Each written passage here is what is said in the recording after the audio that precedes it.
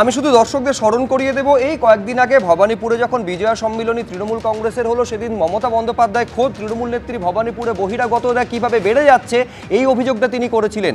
আজকে নন্দীগ্রামে শুভেন্দু অধিকারী কিভাবে বহিরাগতরা আসছে এই অভিযোগটা করছেন। অর্থাৎ মমতা বন্দ্যোপাধ্যায়, শুভেন্দু অধিকারী দুজনেই নিজের নির্বাচনী ক্ষেত্রে বহিরাগতদের দাপটের কথা বলছেন। কিন্তু এইটা বিস্ময়কর, আপনি কোনো সহজ সমাধান রবীন্দ্রনাথবাবু আপনার কাছে আছে কিনা জানি না, বহিরাগতরা আছে সেটা মানছে তৃণমূল কংগ্রেস, অথচ যে বহিরাগতদের স্ক্রিনিং এসআইআর দিয়ে হবে সেই এসআইআর এর বিরোধিতা করা হচ্ছে। দেখুন, 2002 সালে যে ভোটার লিস্ট, ভোটার তালিকা, পশ্চিমবঙ্গের ভোটার সংখ্যা ছিল মোট 4,58,00,000। এবার 2025-এর যে ভোটার তালিকা যেটা নিয়ে ম্যাপিং করা হচ্ছে, সেখানে গিয়ে দেখা গেল 7,62,00,000। তাহলে দুয়ের মধ্যে ফারাক হচ্ছে 60%, মানে 60.1% ফারাক। আচ্ছা, আগের দশকের মানে 11-র পরে সেন্সাস হয়নি, কিন্তু 11 পর্যন্ত ছিল 1 থেকে 11 পর্যন্ত ছিল 13.88 রেটে পশ্চিমবঙ্গের জনসংখ্যা বেড়েছে। তার আগে ছিল 17.77। তাহলে আমি ধরে নিচ্ছি সব 13.88 ভুল। এবার এখানে মানে ভুল মানে আরো বেড়েছে, 20% বেরোলাম। 10% পার্মানেন্টলি লেফট ডেড, তাদের নামও আছে। 30% কোত্থেকে এলো? আমাকে বিশ্বাস করতে হবে যে 60% মানুষ এখানে জন্মেছে, মানে তারা 18 বছর থেকে 26 বছর পর্যন্ত হয়ে গেছে। এই বয়সের মধ্যে, এই 2002 থেকে 2025-এর মধ্যে, এটা অবিশ্বাস্য। আসলে যে মুহূর্তে এই রোগগুলোকে বাদ দেওয়া হবে, এরা তো দেশের সমস্ত কিছু খাচ্ছে। প্রিপিড মিশনের যে স্বাস্থ্যসাথী, মুখ্যমন্ত্রীর স্বাস্থ্যসাথী প্রকল্প, তারও টাকা খেয়ে নিচ্ছে এরা। তাহলে আমরা পাবোটা কি? আমাদের তো পেতে গেলে প্রধানমন্ত্রী প্রিপিড মিশনই হোক, জল জীবন মিশনই হোক, সেগুলো তো পেতে গেলে আমাদের এই রোগগুলোর সংখ্যা কমাতে হবে। কেউ কমাবে না, কোনোদিন আসবে না।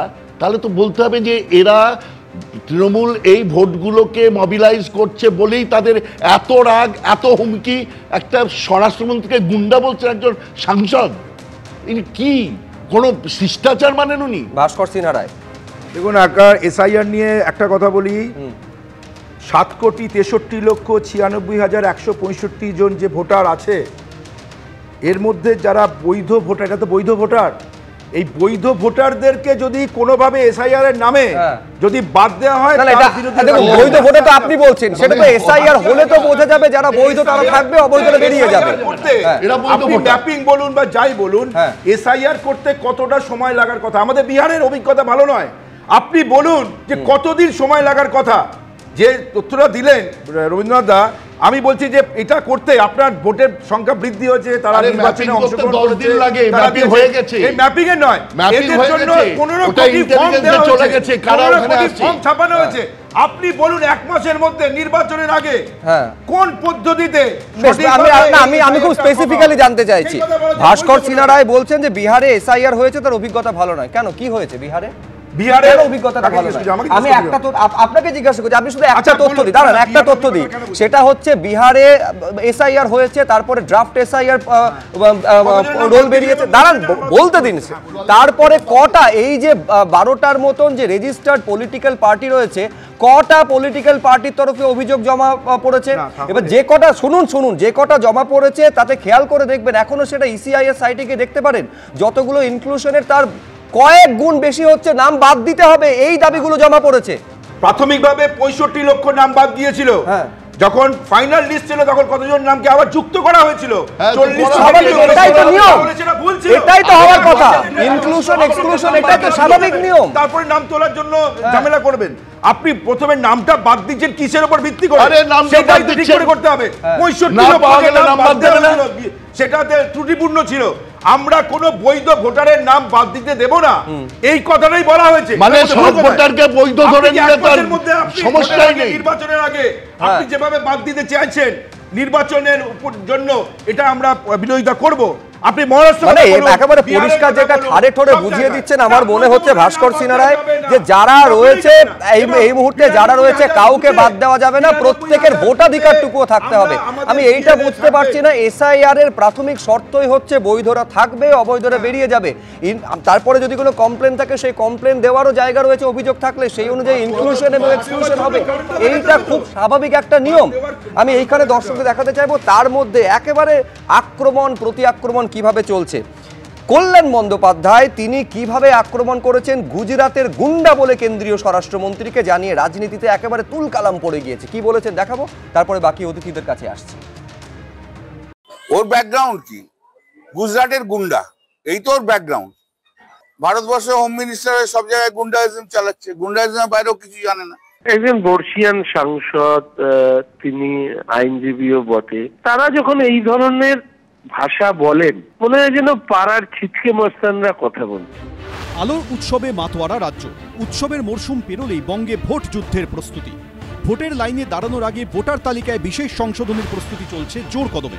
এই আবহে দীপাবলিতেও রাজনৈতিক আক্রমণ শানাতে গিয়ে কার্যত শব্দবাজি ফাটাচ্ছেন নেতারা। শনিবারই পশ্চিমবঙ্গে ভোটার তালিকা সংশোধন নিয়ে মুখ্যমন্ত্রীকে আক্রমণ করেছিলেন কেন্দ্রীয় স্বরাষ্ট্রমন্ত্রী অমিত শাহ। এরপর বাঁকুড়ায় বাড়ির কালীপুজোর ফাঁকে অমিত শাহকে গুন্ডা বলে আক্রমণ করলেন তৃণমূল সাংসদ কল্যাণ বন্দ্যোপাধ্যায়। हम घुसपैठ रोक कर बताएं। ममता दीदी तो कह रही हैं कि हम एसआईआर होने ही नहीं देंगे वहां पर। वो तो कहेगी, वो तो संविधान से ऊपर के लोग हैं, संविधान के ऊपर जीते हैं भाई। हम तो संविधान के चार कोने में जीने वाले लोग हैं। অমিত শাহ কখনো জীবনে পড়েনি, সংবিধানে কি আছে না আছে সেটা সম্বন্ধে সংবিধানে ওর জানা নেই কোনো। তাই সংবিধানের মধ্যে কারা কাজ করছে, সংবিধানের বাইরে কারা কাজ করছে ও কি করে জানবো? মমতা ব্যানার্জি সম্বন্ধে বলে গেছে যে ও কি করে জানবে? ওর ব্যাকগ্রাউন্ড কি? গুজরাটের গুন্ডা, এই তো ওর ব্যাকগ্রাউন্ড। এই ব্যাকগ্রাউন্ডের বাইরে তো কিছু না, গুন্ডাইজম করে গুজরাটে ক্ষমতায় এসছে, এই তো ওর ক্ষমতা। তাই এখন ভারতবর্ষের হোম মিনিস্টার সব জায়গায় গুন্ডাইজম চালাচ্ছে, গুন্ডাইজমের বাইরেও কিছু জানে না। শ্রীরামপুরের তৃণমূল সাংসদকে কড়া জবাব দিয়েছে বিজেপিও।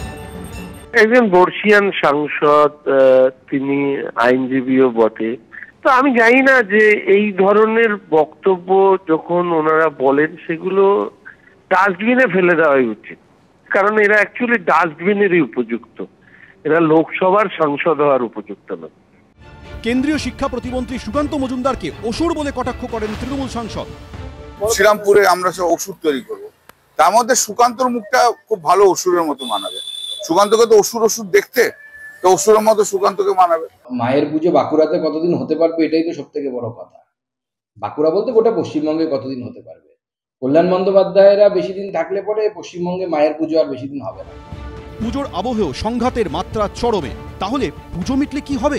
পূর্ণেন্দু সিংহ, অভিজিৎ চৌধুরী, এবিপি আনন্দ। দেখুন, এই প্রশ্নটা আমরা দীর্ঘদিন ধরে তুলে আসছি, সেটা হচ্ছে রাজনৈতিক আক্রমণ প্রতি আক্রমণ, সমালোচনা পাল্টা সমালোচনা, এটা থাকবে এবং থাকাটা হচ্ছে গণতন্ত্রের সুষ্ঠু পরিবেশের জন্য অত্যন্ত কাম্য। কিন্তু যে স্তরে নামানো হচ্ছে সেইটা নিয়ে আপত্তি রয়েছে। আমি বলছি, আপনি শুনলেন বিমলদা যেভাবে প্রথমে কেন্দ্রীয় স্বরাষ্ট্রমন্ত্রী এবং তারপর বিজেপির প্রাক্তন রাজ্য সভাপতিকে, বর্তমানে কেন্দ্রীয় প্রতিমন্ত্রী, নিশানা করছেন কল্যাণ বন্দ্যোপাধ্যায়। কত বলি, সুকান্ত মজুমদার যে অত্যন্ত সুদর্শন একজন ব্যক্তি সেটা আমাকে বলে দিতে হবে না, সবাই জানে, খুব সুন্দর চেহারা। বরং অসুরের সঙ্গে যে বলছে তার মুখটা কিন্তু ভালো মানাবে। যে কোনো একজন প্রতিমা তৈরি করে তার সামনে সঙ্গে এই লোকটির মুখটা পাশাপাশি রেখেই তো বলো, দেখবেন। আমি আবার বলছি, এর আমরা বলছি খারাপ সমালোচনাকে এতটা নিচে নামাবেন না। শেষ করি। দ্বিতীয় কথা হচ্ছে, এই লোকটির কথা তার দলের নেতাই গুরুত্ব দেয় না। এই দলেরই নেত্রী মহুয়া মৈত্র এনার সম্পর্কে যা যা কথা বলেছেন, আমি যদি এখানে বলতে শুরু করি তুমি আমাকে অ্যালাউই করবে না, কারণ যে শব্দগুলো এনার সম্পর্কে প্রয়োগ করেছেন। তাই এনার সম্পর্কে যত কম কথা বলা যায় তত ভালো। একটা মানুষের মুখের ভাষা দেখে বলা যায় সে একজন এমপি হতে পারে বা টেলিভিশনে বসা তৃণমূলের বা তৃণমূল কণ্ঠীরও হতে পারে। ভাষা দেখে বোঝা যায় তার রুচি সংস্কৃতিটা কিরকম। সুতরাং সেই রুচি সংস্কৃতি তারা বহিঃপ্রকাশ করছে, সেখানে তো আমার কিছু বলার নেই। এবং তারা এটা বলেই যাবে যতদিন ক্ষমতায় আছে, ক্ষমতা থেকে যখন যাবে তখন অন্য জিনিস হবে। আমি এক কথা বলি, বিহার নিয়ে আলোচনা হচ্ছিল, তার আগে বলি, আমরা যে এতদিন দাবিগুলো করছিলাম, রবীন্দ্রনাথ ভট্টাচার্যের মতো মানুষরা আজকে সেটা নিয়ে উদ্বিগ্ন। আমার দেখে ভালো লাগছে যে আমরা একদিন ঠিক দাবি করেছিলাম যে আমরা একটা মানে এক্সপ্লোসিভ জায়গায় বসে আছি, সেটা প্রত্যেকে স্বীকার করছে। বিহারে এত নাম বাদ গেল, সেটা নিয়ে সুপ্রিম কোর্টে মামলা হলো। কত নাম বাদ গেছে সংখ্যাটা বলুন প্লিজ, বলুন, এবং কত নাম আপনি ইনক্লুড হলো সেটা বলুন। সেটা নিয়ে আলোচনা করছি কেন সেটা নিয়ে বলবেন না? আমি বলছি, আমি বললাম আচ্ছা বলুন, পাওয়া যাবে, ভালো করে বুঝতে হবে। সুপ্রিম কোর্টে যারা মামলা করেছিল তাদের মধ্যে একজন বিশিষ্ট রাষ্ট্রবিজ্ঞানী শ্রীযুক্ত যাদব এবং আরো অনেকে ছিলেন। তাদের সুপ্রিম কোর্ট একটা কথা বলেছিল, আপনারা এই যে সব পিটিশনগুলো নিয়ে এসেছেন, বিহার থেকে 15টা লোককে অন্তত 21 লক্ষ লোকের নাম কি আবার কথা বলতে দেয় না, ভুল কথা বলছেন, আপনি কাউন্টার করবেন পরে, বিমলদা শেষ করে নিন। হ্যাঁ, বলছে বিহার থেকে অন্তত 10টা লোককে নিয়ে আসুন মামলা করতে। আরে মশাই, আপনি কেন মামলা করেছেন? আপনার নাম কি বাদ গেছে? এরা কিন্তু পিটিশন নিয়ে পালিয়ে এসেছে, সুপ্রিম কোর্টে যায়নি। ফলে বিহারে 3-4 মাসের মধ্যে যদি করতে পারে, পশ্চিম বাংলায় যদি আমি শেষ করি, পশ্চিম বাংলায় এসআইআর হবে 7 কোটি 63 লক্ষ লোকের নাম বাদ গেছে, 21 লক্ষ 2000। বিমলদাকে থামালাম, আমি বিমলদাকে থামালাম, ভাস্করদা শেষ করুন। যদি সেখানে ট্রেস আমি থামালাম বিমলদাকে, আপনি বলুন ভাস্করদা। কোন শক্তি যদি কারণ নাম বাদ দিচ্ছেন তার জন্য তথ্য থাকবে। প্রথমভাবে 65 লক্ষ লোকের নাম বাদ দিয়েছিল, আবার 21 লক্ষ লোকের নাম নতুন করে তুলতে বাধ্য হয়েছে। তার নির্বাচন হবে এই 21 লক্ষ আমি একটা জায়গায় সম্পূর্ণ সহমত ভাস্কর সিনহা রায়ের সঙ্গে। এই যে 65 লক্ষ নাম বাদ গিয়েছে বিহারে, কোন গ্রাউন্ডে নাম বাদ গিয়েছে, কতজন বাংলাদেশে অনুপ্রবেশকারী রয়েছে, এইটা স্বচ্ছতার স্বার্থে একেবারে জাতীয় নির্বাচন কমিশনকে তথ্য তুলে ধরা উচিত, এই নিয়ে কোনো সংশয় নেই। কিন্তু এসআইআর করতেই দেব না, এই ধরনের বিরোধিতা বা সমালোচনা, এই গা জোয়ারিটা আসবেই বা কেন? সুব্রতরা দেখুন, আমি একটা কথা বলছি, এই যে যারা 23 বছরের বেশি নাম ওঠে, সেই নাম ওঠার জন্য একটা ডিক্লারেশন দিতে হয় যে আমার কোথাও নাম নেই ভারতবর্ষে। আচ্ছা, সেই নাম উঠে যাচ্ছে কিভাবে? কোনো ডকুমেন্ট ছাড়া। এই যে বলছে বাইরে বিদেশি লোক ঢুকে গেছে, বহিরাগত ঢুকে গেছে, ঢোকালো কে? যারা ঢোকালো তারা নির্বাচন কমিশনের অংশ, আমাদের রাজ্যের অফিসার, তারা নির্বাচন কমিশনের আন্ডারে কাজ করে। এবারে দেখুন, ভারতবর্ষের অনেক লোকের জন্মের সার্টিফিকেট নেই, কিন্তু মৃত্যুর সার্টিফিকেট নেই, এরকম কেউ আছে? পৌরসভা, মিউনিসিপ্যালিটি, কর্পোরেশন, সব জায়গায় মৃত্যু রেজিস্ট্রেশন আছে। আচ্ছা, তাহলে ওই মৃত ব্যক্তিগুলোর নাম ইসিআই বাদ দিতে পারছে না কেন? এইটা বাদ দেওয়ার জন্য কি এসআইআর দরকার? আমাদের কাছে তো ডকুমেন্ট আছে, সরকারের ঘরে ডকুমেন্ট আছে, তাও নাম বাদ যাচ্ছে না। কারণ 1 নম্বর, আমি না 7 নম্বর ফর্ম। তার কারণ যারা এই কাজ করছেন তারা ঠিক মতো কাজ করছেন না। কোথায় ঠিক হলো যে 2 তারিখ থেকে তারা ঠিক মতো কাজ করবেন? এই যে সিইওদের নিয়ে মিটিং করছেন দিল্লিতে নির্বাচন কমিশনার, সব সময় এই মিটিং হয়। এইটা মিটিং কি নতুন নাকি? এই মিটিং নতুন না তো, সব সময় মিটিং হয়। বছরে 4 বার ভোটার লিস্টে এখন নাম ওঠে, তারপরেও গিয়ে কি করে এই কাজ হচ্ছে না? কি করে 23 বছরের বেশি বয়সের লোকের নাম উঠে যাচ্ছে? আমাদের রাজ্য হোক, অন্য রাজ্য হোক, রাজ্যের মুখ্যমন্ত্রী তিনি বলছেন ভবানীপুরে বহিরাগত আছে, রাজ্যের বিরোধী দলনেতা তিনি বলছেন নন্দীগ্রামে বহিরাগত আছে। আরে আসছে কোথা থেকে? তার নামটা উঠছে কি করে ভোটার লিস্টে? দায়িত্ব কার? নির্বাচন কমিশনের। এখন নির্বাচন কমিশন, আপনি দাঁড়ান কি বেশি কথা বলে মুশকিল। কেন এসআইআর হবে?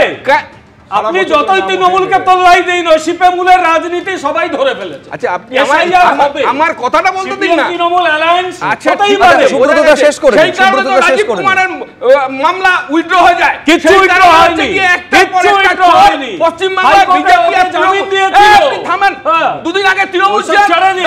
ও আপনি কি সিপিএম এর দালালি করছেন নাকি? আরে ছেড়ে দিন। শূন্য পেয়েছেন, গোল্লা পেয়েছেন, শূন্য পার্টি। 2 দিন পর শূন্য পার্টি বলবে।